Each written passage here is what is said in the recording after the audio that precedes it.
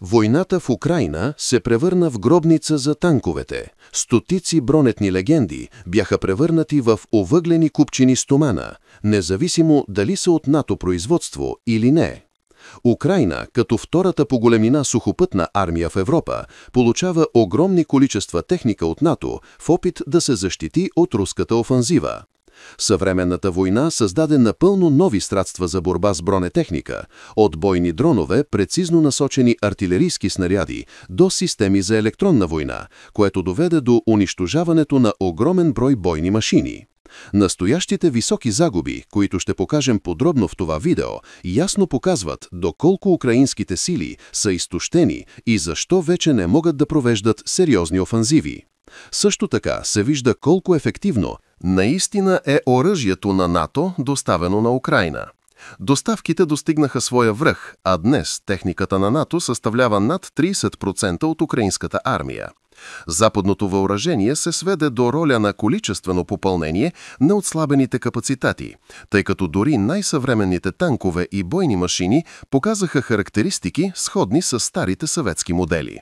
Причината е проста. Нито НАТО, нито Украйна са разработили ефективни системи за защита от руската артилерия и атаките с дронове, извършвани от напреднали руски части, оборудвани с камикадзе дронове като Рубикон. Това се вижда най-добре при примера с американския танк Abrams, бронетната легенда от войните в залива и гордост на американската армия.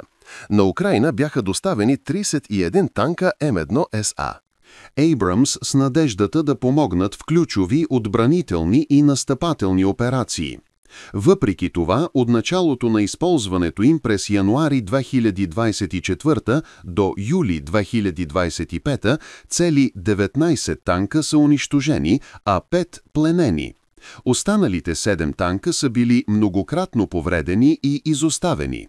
От всички оперативни Abrams само 4 остават в изправност, което означава, че цели 87% са унищожени или обезвредени.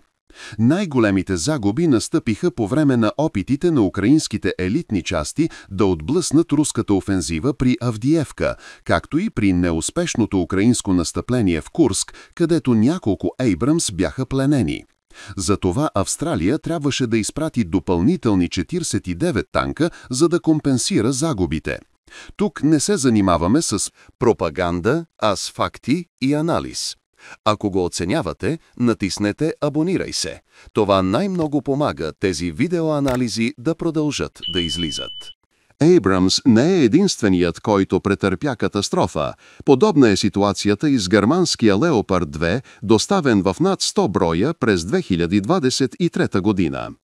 Лятната офанзива на украинската армия през същата година завърши катастрофално, а много танкове Leopard 2 бяха унищожени и изоставени, потвърдено от кадрите от мала токмачка, обиколили света.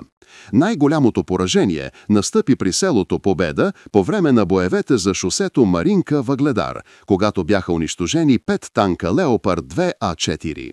Днес Leopard 2 се използва за защита на град Покровск, който е в полуобкръжение. Общо са унищожени 39, пленени 4, а повредени и изоставени 11 танка, което означава, че половината от всички леопарди са извадени от строя. Най-масовият украински танк Т-64 се използва на всички фронтове от началото на войната и представлява гръбнака на украинските бронетанкови сили – около 1298 машини преди войната. До момента са унищожени 560, а 40 пленени – загуби от около 45%. Именно за компенсиране на тези катастрофални загуби бяха доставени западните танкове. Най-разпространената бойна машина на пехотата, БМП-1, Украйна притежава в над 1000 броя, плюс още 150 доставени от източноевропейски страни от НАТО.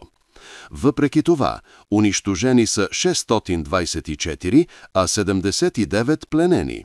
Общо 703 загубени машини, което е над 60% от общия брой БМП-1.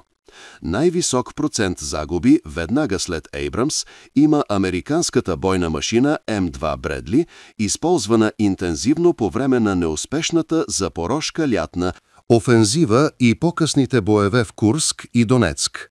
От около 300 доставени машини, 153 са унищожени, 21 пленени, а 35 изоставени или повредени, което представлява над 60% общи загуби. Всичко това ясно показва, че независимо от качеството, бронята или огнената мощ, всяка бойна машина в Украйна гори еднакво, било то стар съветски танк или модерно чудо на НАТО-технологията. Всички машини са еднакво уязвими на камикадзе дронове и прецизна артилерия, докато масовото използване на разузнавателни дронове позволява на руската армия да унищожава дори най-съвременните танкове. Предимствата на модерните сензори и термовизори губят смисъл, когато всяко противотанково подредение разполага с евтини комерциални дронове, които откриват всяко движение от зоока, въздуха и осигуряват точни удари. Благодаря ви за вниманието.